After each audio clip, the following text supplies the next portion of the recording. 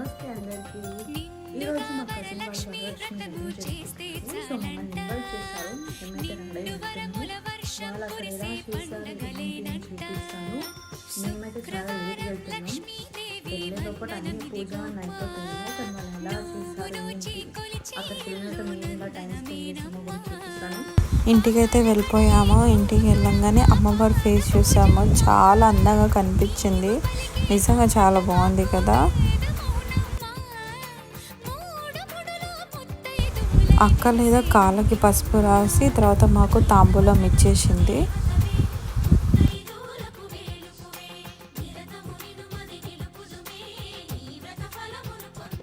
నాకు తాంబూలం ఇచ్చారు. నేను తీసుకున్నాను